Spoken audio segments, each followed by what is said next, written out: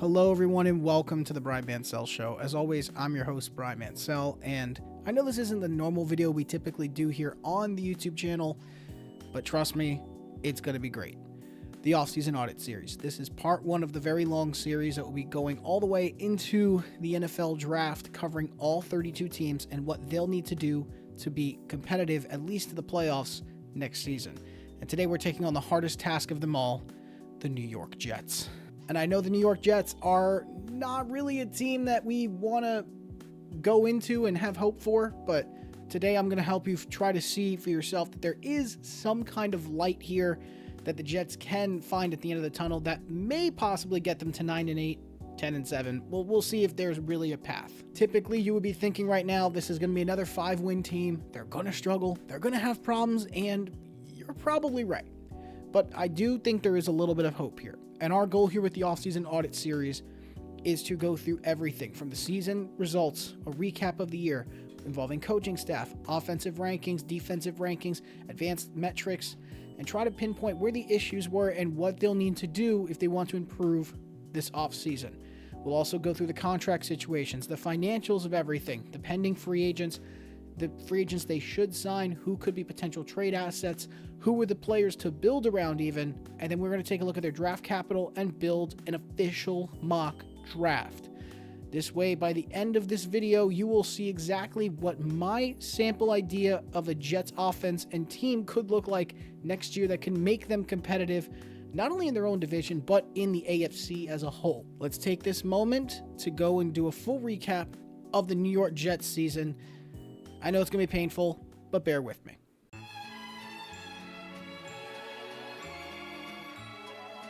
Before we enter the offseason, we have to look at the regular season, and it was the first year as a head coach for Aaron Glenn, the former defensive coordinator of the Detroit Lions. He built a very good defense there that was super effective in a lot of different categories, and with this hire, the Jets were not only looking for a culture changer, but someone that can continue to build on the success of that defense that Robert Saleh had left behind, as well as hopefully bring in an offensive mind that could turn around the actual direction of the organization, not only in performance, but also in attitude. It's about changing everything.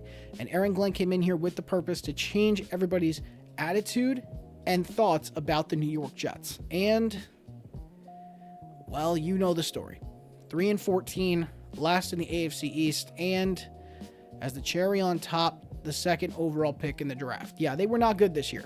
Let's start on the offensive side of the ball. Now, this was the first year for Tanner Engstrand as offensive coordinator for the New York Jets. He's been hired under Aaron Glenn's staff, and they decided to have to figure out a scheme that really worked with what they had in terms of personnel, because they were working with Justin Fields, Tyrod Taylor, and eventually Brady Cook at one point towards the end of the year. And they needed to find a way to maximize their abilities without, trying to demand too much of them. They don't want to overcomplicate the offense, because the more complex it is, the longer it's going to take to get guys to understand it, and the more mistakes that could be made due to its complex nature. So they went with a scheme that we see some teams adopting more and more now, the Erhardt-Perkins scheme. That scheme's dedicated to being run first, run heavy, with some play action mixed into it. And it could also be flexed based off what you're best at. Are you best in the passing game? Are you best in the run game? Show that as your priority. It's supposed to be super simplified, offer more opportunities to exploit the things that are working for you, and constantly keeping the defense on their toes, and it works in all weathers, and it's super, super effective when done correctly. The Jets didn't really implement it well. Tanner Engstrand, he's a very smart guy. I know he was just dismissed by the New York Jets. He's no longer the offensive coordinator. They're looking at a new one, which means we could be seeing a new offensive scheme, but for this past season, this is kind of a summary of how this offense performed. Let's start with the passing side of the ball, which really got on my nerves a lot. In terms of the pocket, how much time did Fields have to throw? Tyrod and Cook. You look at really how much time they had to throw here. They were at 2.85 seconds on average, which is 16th in the league. That's the time to throw overall average per snap. Now, on top of that, let's also add in that they weren't really good at finishing drives either. They didn't score a lot of touchdowns through the air, only 15 on the year. They also had the worst passing offense in the NFL, ranked worst, by the way, ranked the worst, and allowed the second most sacks to their quarterbacks at 60. And also, you want to talk about some more problems with the O-line. Let's even hammer the point home by saying that they allowed the 4th most pressures as well at 244. I'm sure there's some O-linemen that were really struggling this year on that line. I'm very aware of that. I'm also going to add here that QBs definitely played a role here. Justin Fields is definitely very guilty of this, so is Brady. Hold on to the ball too long, you don't get through your reads in time, you either go through too fast, or you don't complete it, and then you start panicking, and then everything falls apart. And then that's how we get into the situation of more sacks than usual. And when we talk about this scheme, I'll give you a really interesting fact I learned. I said they ran the Earhart-Perkins scheme, which means they had to run play action since they were a run priority team. They ran the least amount of play action passes in the NFL this year at just about 107. The most in the league this year was over 200. So yeah, it's a big discrepancy there to see, and we know that play action isn't a major priority nowadays, but when you're running this scheme, you kind of need to have that.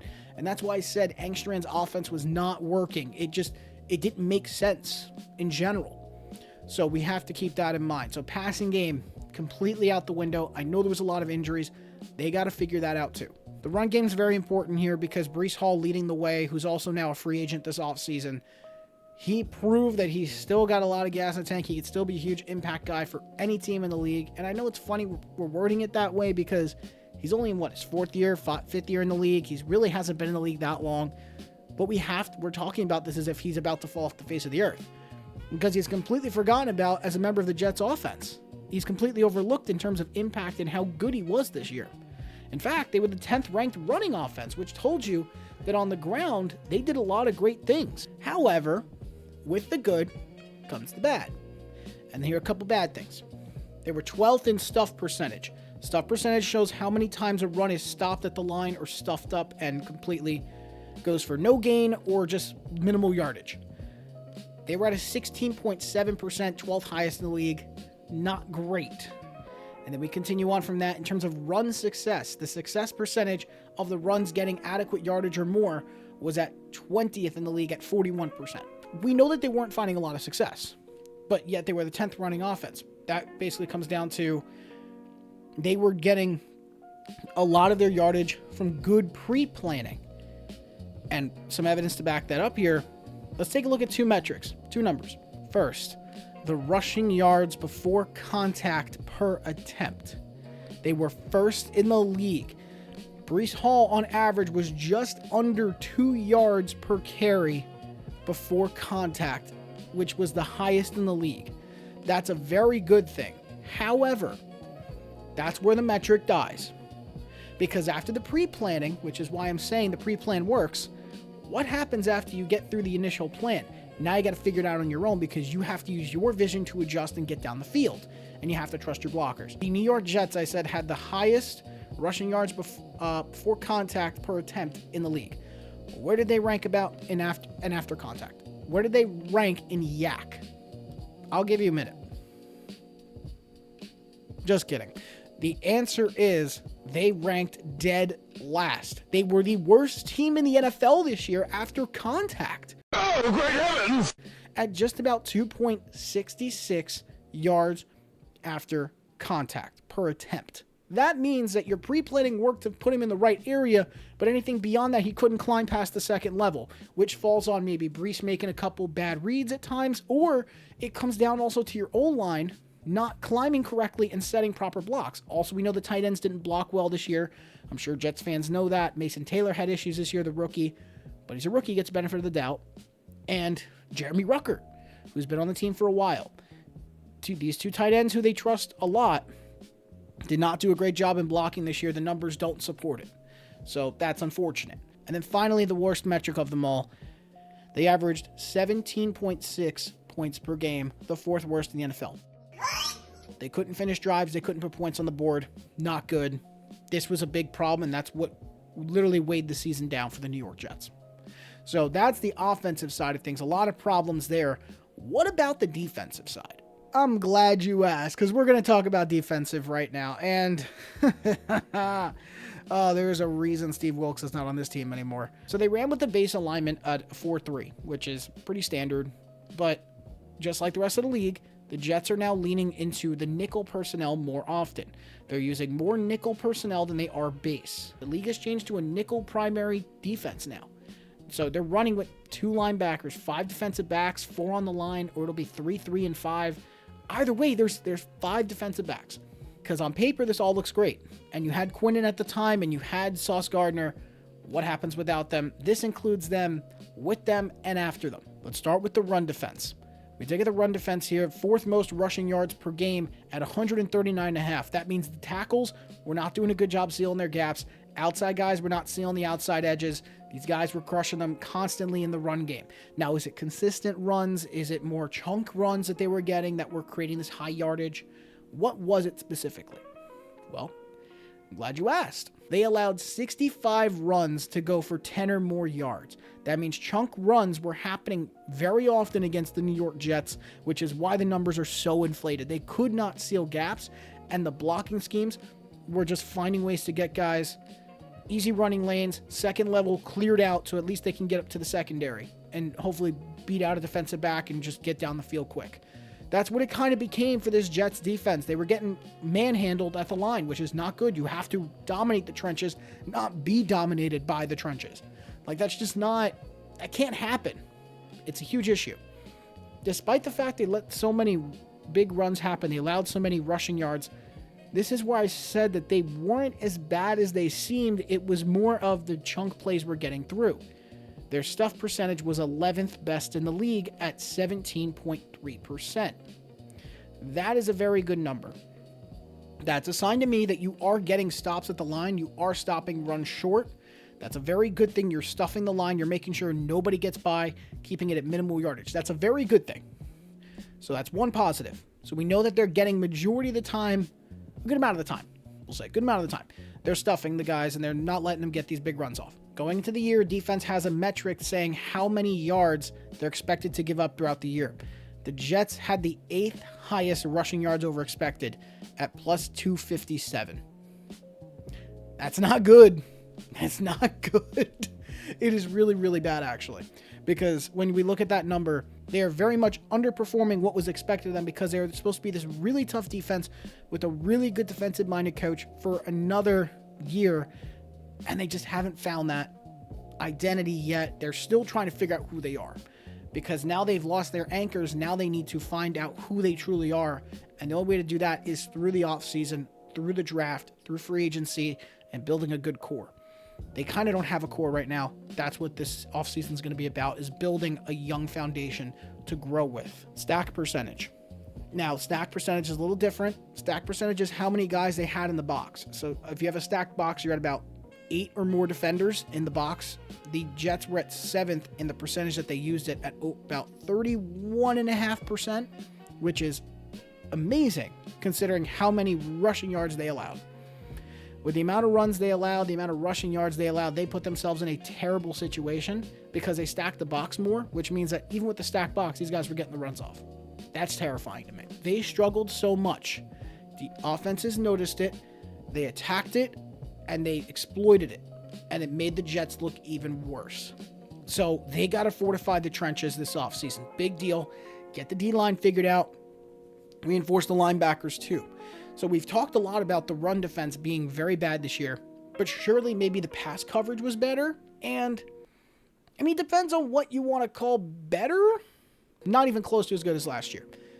This year, they were pretty much not good, but they were a little bit better than their run defense. So they were 6th in passing yards per play. That means how many yards they allow per play. And for passing yards, it was at 6.8. Not good. That means they allowed a lot of yardage. They allowed the most passing touchdowns this year at 36 and had the 2nd lowest sack total at 26. That's going to be a huge issue here that they're going to have to address. They have 2 great edge rushers in Jermaine Johnson and Will McDonald. They need to figure out with those two, if we're not getting the pressure that we need and we're not closing the deal and getting these sacks, how in the world are we going to succeed? How are we going to win and give our defensive backs a shot? We need to be able to get to them so fast that they don't get that opportunity to throw the ball and make all the reads, to make the right decision. You have to get to him fast, and the Jets were not doing that. And that is what allowed so much exposure to happen, why things went wrong so quickly, and just so rapidly. They also had the 7th most yards after the catch allowed at 2,148. I didn't love a lot of what happened this year with this defense. Clearly, from the Jets' perspective here, with firing Wilks, they knew there was a problem here, and they're ready to address that now. So the Jets need to get their OC. They got to get a defensive coordinator. We got to figure those two things out. Once those things are set in stone and perfect, the New York Jets will have a chance to fully revamp the look of their team. Let's look at a couple other important things now. We have to look at what coaching changes they've already made, and also who are the anchors of the depth chart that are going to be here for at least another year that the New York Jets should build around. So let's go to that really quick. Now, when we're talking about anchors of the depth chart, you guys know the obvious ones. Garrett Wilson is the most obvious one. He is an anchor on this depth chart, the top receiver on the team. He's the only receiver I have here and only skill position player I have here outside of Mason Taylor, which I know some people are going to argue because Mason Taylor is a rookie. He didn't have a great year, but that's exactly the point. He's a rookie. He's got time. I like some of the stuff I saw from him, especially in the vertical game this year. Works on the blocking a little bit, get a different quarterback in there. Maybe we see a different type of tight end and performance from Taylor. I actually am very optimistic with him. We'll see. I think currently right now he's an anchor. You get to the line, I think Jets fans know this too. Membu and Fashanu are still the cornerstones of the O-line at the moment, the two tackles, which means you're going to have to reform the interior of the line, potentially even the center. Going to need new guards, going to need a new center. Going to keep an eye on that. Let me get to the defensive side. I only have 3 players for the defense, by the way. Only 3. Jamian Sherwood at linebacker. He's a guy that you build around. He was a monster this year, probably the best defensive player for the Jets. It's not even exaggeration. Look at the advanced stats. Jamian Sherwood was all over the field last year, and he just completely dominated wherever he went. He was very, very good and has a very bright future in New York. As long as they want to keep him there, they should. As long as he continues to perform, he should absolutely stay in New York. Another one you might argue, Harrison Phillips. There was a lot of doubt with him coming in for the organization, but when he got to the Jets and was playing, he really had some impact, especially as a run stopper, which they need. They need interior linemen that can stop the run, and Phillips can do that. I want to see a guy that they can pair with him. This way they can really wedge the inside gaps, make sure they can't run anything inside, force these running backs to bounce out on you more often, and let the nickel corners, the nickel coverage come in and shut it all down. This one I debated a little bit, but I'm going to go with it. Will McDonald is on my list, not Jermaine Johnson. Will was a better performer this year in terms of getting pressure and getting sacks than Jermaine was, and I have more to like from McDonald than I do from Jermaine right now. I think they're both phenomenal talents. I really do. But I think at the end of the day, there is just so much more I like from Will than I do from Jermaine at the moment in terms of performance. If we see more results coming in next season from Jermaine, that could change, and I'll be like, okay, I will back off, and I'll actually have them both listed as anchors moving forward. But as of right now, Will is my guy, not Jermaine. I think there's a lot to like there. They're going to need another edge rusher, I think, at some point. At the end of the day, they're probably going to have to add one. They're going to have to add one. And once they add one, they'll be okay. Because the important thing is also generating sacks. And the only guy who got consistent pressure and was constantly breaking into the pocket was Will McDonald. That's it. All 7 of those guys are probably going to be the anchors moving forward. And that's who I would build around going into next season. Let's go into coaching changes now. Both coordinators have been fired. Offensive coordinator's gone. Defensive coordinator's gone. We know that. Engstrand and Wilks are both gone. The QB coach is gone, Charles London. The passing game coordinator, Scott Turner, he's gone. Eric Washington, their D-line coach, he's gone. They fired 2 defensive assistants in Roosevelt Williams and Alonzo Escalante. And finally, Aaron Curry, the linebackers coach. So they got rid of a couple defensive guys, mainly D-line and linebacker, because again, like I said earlier, it was a very serious issue that they needed to address, and I said coaching is going to eventually suffer here. Coaching is key. If you're not coaching well, you're going to get exposed, you're going to hurt your team, and you're going to be the one that's going to be out the door at the end of the year. You have to be good with your unit, and I guess these guys just performance-wise didn't match the standard of what was set for them, and it cost them. And that's what happened for a lot of these guys. And the 2 defensive assistants, they just wanted to say, defense was not good this year, let's just get these guys out. So they basically scrapped the defense for the most part. I mean, most of the front 7 is just gone in terms of coaching. So they're going to have to do a lot of reformation here in order to just basically rebuild this staff into what they're looking for. And I don't think it'll be difficult, but the hardest part is trying to convince someone to go be a coach for the New York Jets because of the stigma that has circled the team, or as some people would say who don't like the Jets, the stink. There's a stink around the Jets that kind of deters great talent from wanting to play for the organization. It was gone for a minute when Aaron Rodgers signed over there. That's when teams realized if Rodgers can't play with them and he can't fix the organization, what makes you think I'm going to be able to help them win? Like at that point, you're questioning, why do I even want to be here? And at the end of the day, it's going to be guys asking, how much can you pay me? You're going to have to pay me a lot of money if you want me to wear the Jets uniform. And honestly, those are a couple of those guys you got to sign. You got to sign them. You want guys to want to play for you, but you also don't want to pass on elite talent that's going to make your team better, even though they don't fully believe in the team itself. You're going to have guys that are bought in, guys that are bought out, but if the results show up, those guys that were out are going to be in. So that's the thing. They'll get their money, but if the results show up, the money no longer matters anymore because they've got a winning team. That's something the Jets are going to have to do here. They're going to have to be risk takers this year. The most important thing we have to go to here before we even dive into the offseason, even in the slightest, is talk about the positions of need. Talk about the notable free agents. Talk about cap space. Talk about draft capital. First, notable free agents. You can't know positions of need until you know what major free agents are on the market from your team. First major name, we all know it. They tried to trade him at the deadline. They couldn't find a suitor. Breece Hall. Breece Hall's the first one. I don't expect him to be back in New York. And honestly, if I'm the Jets, if the guy doesn't want to be there, let him go, man. I've seen people talk about this. I want this out there too. I've heard people say they should just sign him to a short-term deal and then trade his contract. That's so unbelievably stupid. You want to do it because you want to leverage draft picks. I don't care about draft picks, man. The guy doesn't want to be there. He doesn't want to be there. Cut your losses. They should have done that at the deadline. They didn't do that. There was an offer for Breece. They didn't trade him. That's on them because there wasn't enough for them to do it. So people were undervaluing him, and that affected everything. So now, if nobody's valuing him correctly, let him hit the market. Let him find his value out there. Hopefully the team gives him what he's worth. Andre Cisco is the next one.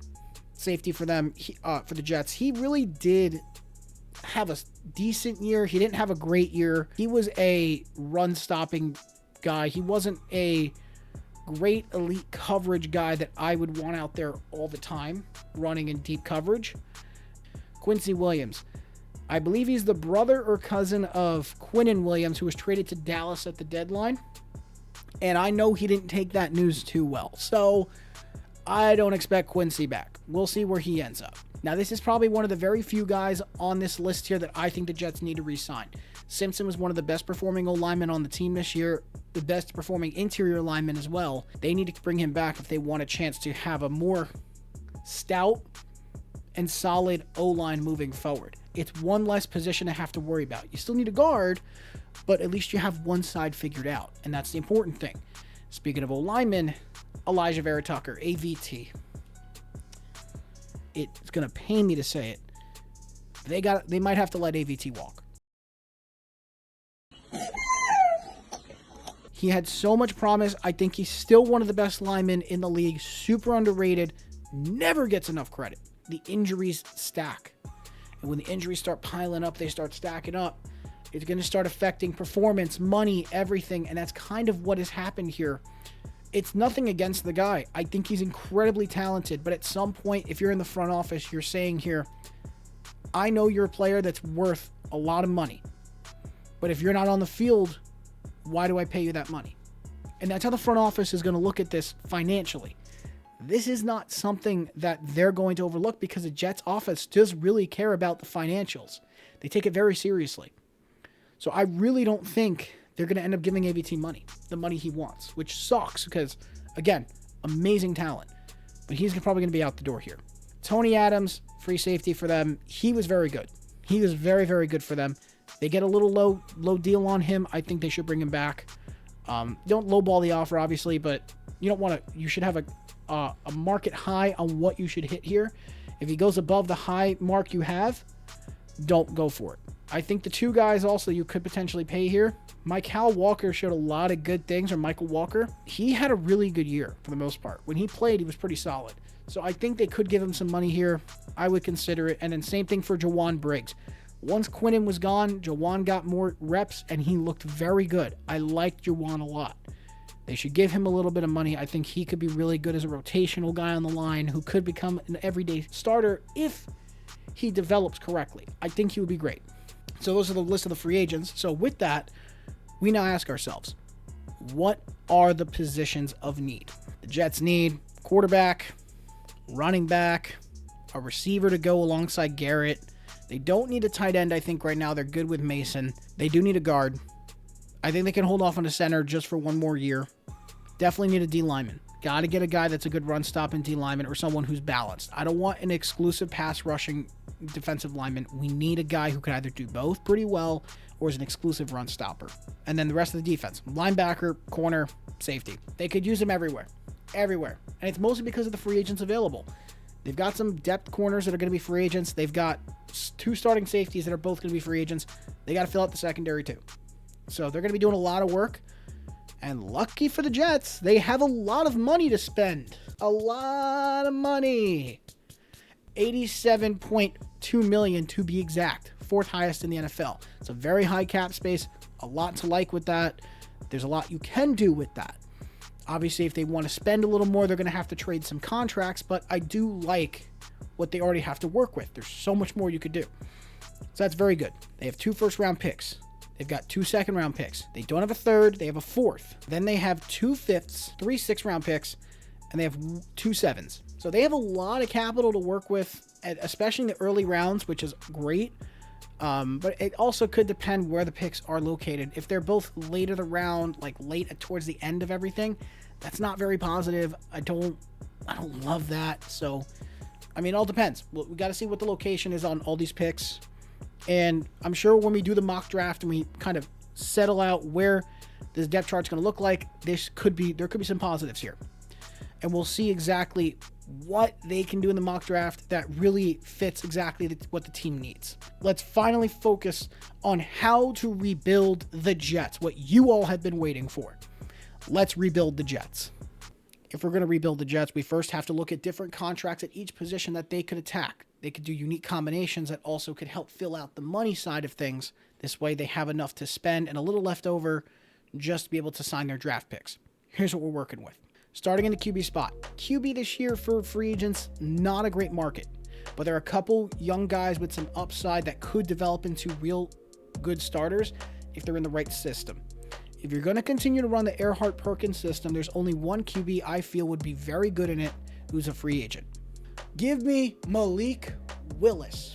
I think Malik Willis for the New York Jets could be very good for this year as a good placeholder. See what they get in 1 year with him. They don't like it, they can get out of the contract early, and then after that, they can go ahead and focus on the 2027 draft and get their QB there. Malik has a lot to offer, a lot to like. If you get Malik, you need to be able to give him the weapons necessary. So get a big name receiver to go next to Garrett Wilson, and you will be able to survive. So that's Malik. And you could probably get him for I want to say just under 11 mil a year. So you could do if you're going to do a contract, do a 2-year 25. You do 11 first year, and then there's an option in the second year, team option, where it could be for 14 mil. And if they take it, he gets an extra $3 million to play, and you can put incentives in for playoffs and everything else for every playoff game, team record, all of that. It's incentives to raise the money up. Now, let's say Malik Willis is not somebody you want on the table right now. You want to go get a young guy now. You want to go draft one.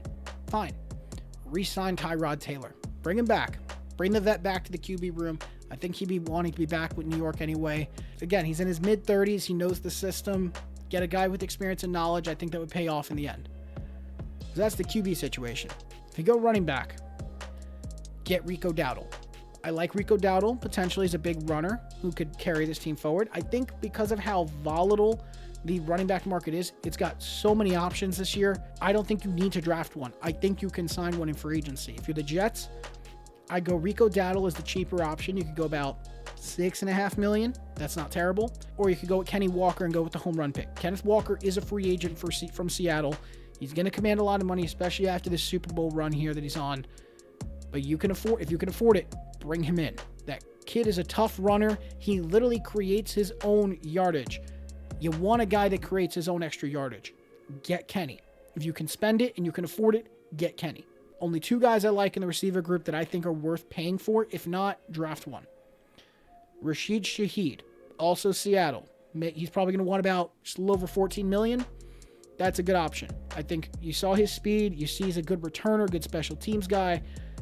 That would be a guy who could be super, super effective for the Jets organization. I like a lot of that for him. I think him with the New York Jets would be great. And he kind of complements Garrett Wilson well. So I think Rashid will be good. Otherwise, it's a little bit cheaper. You go Romeo Doubs from Green Bay. I know there's questions. Some people will say, well, there's a question about his hands, about potential drops. He's been inconsistent at times. If he's in an offense where he's going to get more attention and more looks, he's not competing for reps, I think he'll be fine.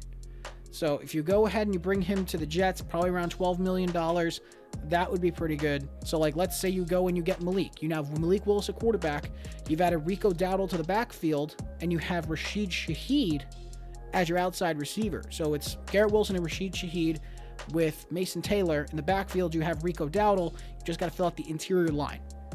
And when you get to the interior line, there's 3 options. You have 3.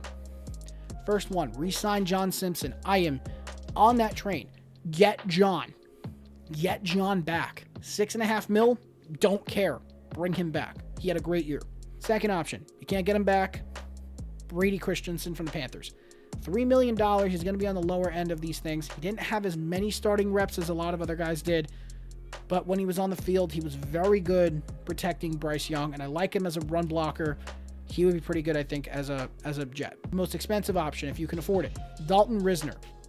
$5 million. This guy has a lot of experience. He is very good at what he does. He's going to be one of the most coveted linemen in the free agency this year. You need to give him a look, seriously, and if you can pay him, pay him. I'd say you get one of those guys, you're good. My plan, honestly, would be re-sign John and sign Brady. Get Brady Christensen as the cheaper option. You just spent $10 million to solidify your interior line. You're good. Now you go to the defensive side. Don't love a lot of the D-line options this year in free agency, but this is what we have if you do make those signings. Logan Hall from Tampa Bay, $8 million. Doesn't generate a lot of sacks, but he's a very good run stopper, controls gaps well. Would be very good to kind of solve the run game issue inside. Or go with DJ Wonham, who's more of an edge rusher to what I see. He runs off the edge. He's good for sealing the edge off. $6 million from Carolina. I like him a lot personally. I liked him going into the year. He had a decent year. I can see the Jets giving this guy a serious look, and I wouldn't be mad at it. If you need a linebacker, this is where you're going to find some really interesting stuff. I know people are talking about getting Arvell Reese in the draft. You can do that, but you still need one more linebacker.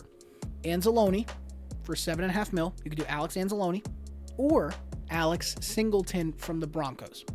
Singleton is a monster and a hard hitter, and he's good at tackling. This is a guy I want. He also does really good at rotating coverages. You could put him anywhere in coverage. Get to the corner spot. A lot of decent corners actually on the market this year, but not loving the corner market in the draft too much. Josh Joby, the most expensive option at about $12 million a year from the Seahawks. You could give him a look seriously, but I don't know if they can really pull that off. So go with another more affordable option, Greg Newsome. Started out the year with the Browns, ended up going to the Jaguars. He's a very good boundary corner. I think he would do well in New York. And then from there, you probably got to draft into the corner, but you're solid so far. And then finally for safety, I don't love the safety group this year, so I'd say either talk to the Eagles guy, Reed Blankenship, give him a big deal for $7.5, or talk to the Broncos guy, PJ Locke, see if you get him over to be your guy that seals off the top of the defense. I think both those guys would be decent options, but overall, like, think about how the defense changes here, okay? Think about it. We said the edge rushers, you have Johnson and McDonald. In the linebacker group, you could have Sherwood with Anzalone and Arvell Reese. And on the D-line, you just add Logan Hall to the D-line. You put him with the existing talent you have, and you should be okay in terms of run stopping at that point for the interior. Even on the offensive side, we want to talk about those things. Malik Willis Rico Dowdle, Rashid Shaheed with John Simpson and Brady Christensen protecting the interior of the line.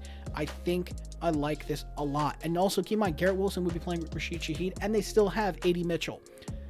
Let me stop before I keep cooking. There's not a lot you can do from where you are to really make yourself a major powerhouse in the AFC.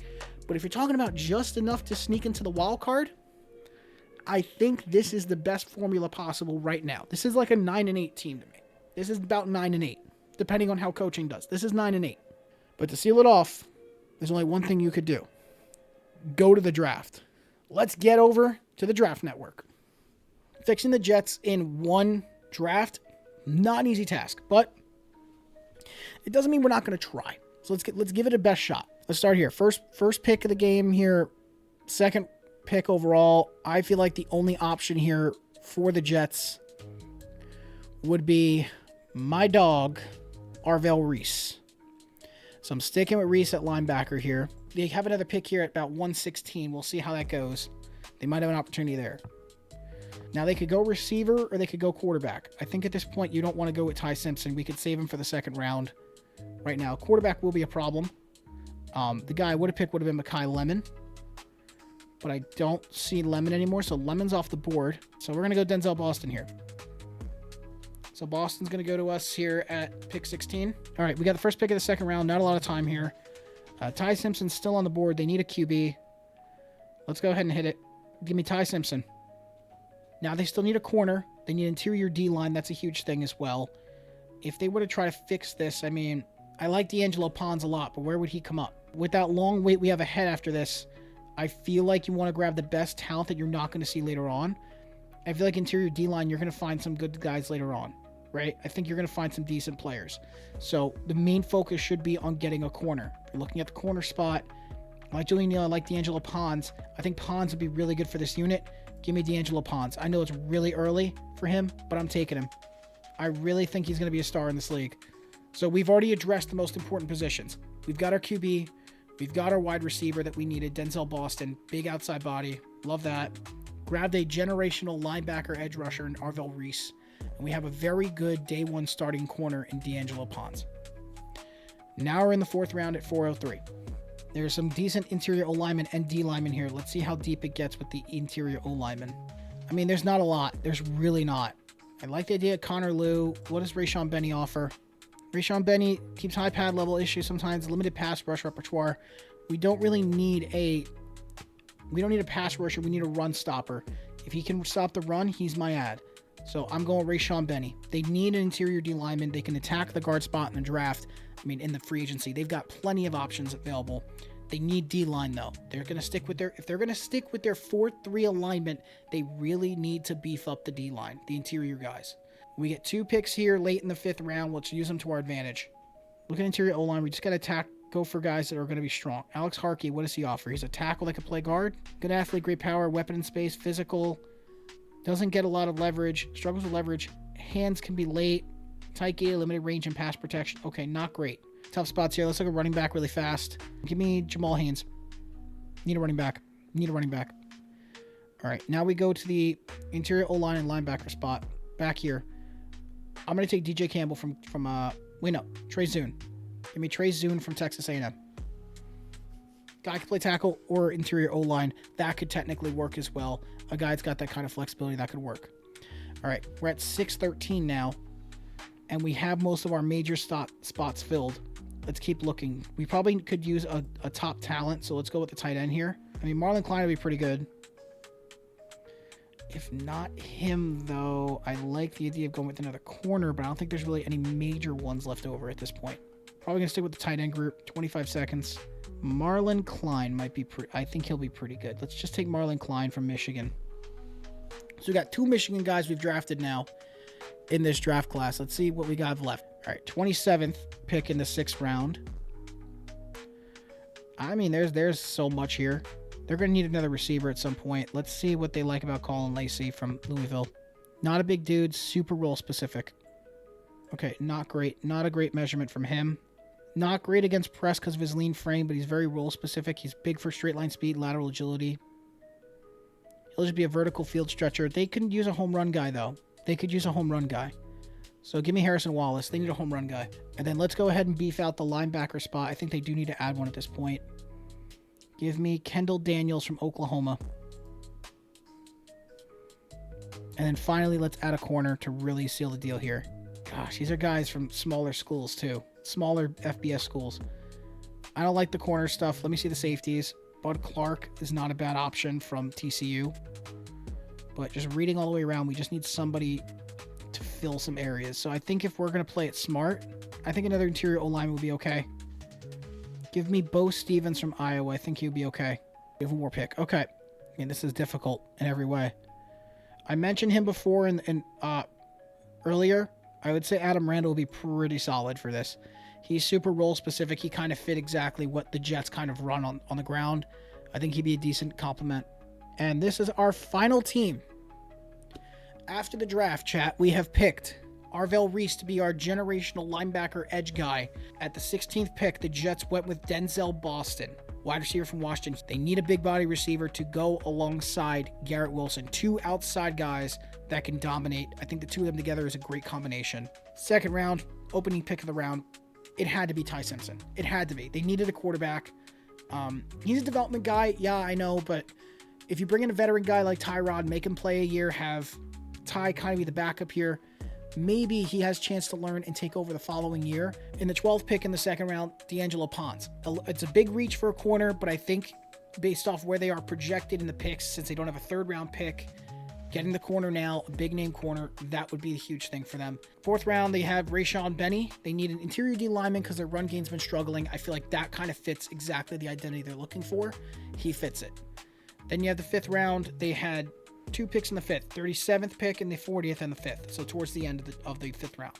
Jamal Haynes, they need a running back. He's probably not going to start. He'll be a role guy, but he'll complement whatever running back they get in free agency. 40th pick in the fifth round. They're going to go with Trey Zune, I think.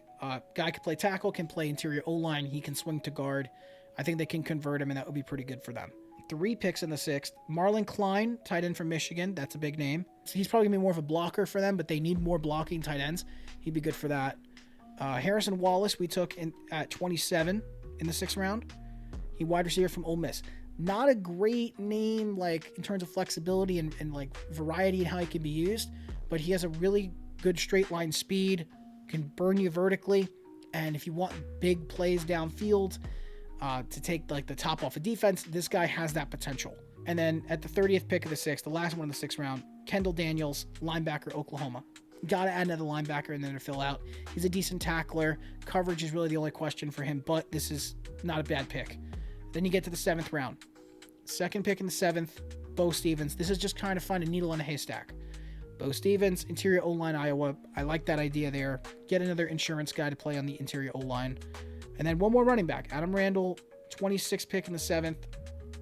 He's got more of the complement they're looking for because they still have Isaiah Davis, but they're going to need another running back probably in there to complement and be like the third option to fill in certain scenarios. He could be that guy. This can change with time. I do like what is written out here. It all depends on their free agency. They got to attack certain quarterbacks in free agency. They don't have a quarterback on roster to trust. That's 1. 2, besides that, they need receivers to go with Wilson. They can go get that in free agency too, but I like an elite number 2 to come from the draft. A good compliment. What's really the priority here, if I were to go into this draft, and I'm going this with fresh eyes, I've already done my free agency moves, I would be going for quarterback mainly, get my linebacker edge guy, which would be Reese. I think no matter what, you have to go Reese at 2. You need to add to yourself, you need a corner. It's hard to find really good corners in the league in the free agency. Draft 1. D lineman, interior D line, definitely need that to stop the run. You got to get better with the run stopping. Linebacker is a huge position. And in terms of running back, if you got it early, that's a different story, but it just depends on where you fill everything else out. You've got a better chance of signing a running back this year who will make a big impact than drafting one.